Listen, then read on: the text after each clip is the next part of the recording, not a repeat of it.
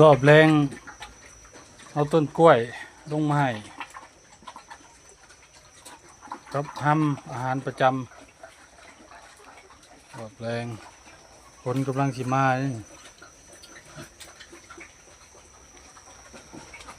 แม่นี่ก็ท้องใหญ่เลยมือได้แล้วสิออกแม่แดงนี่อนาคตแม่พันธุ์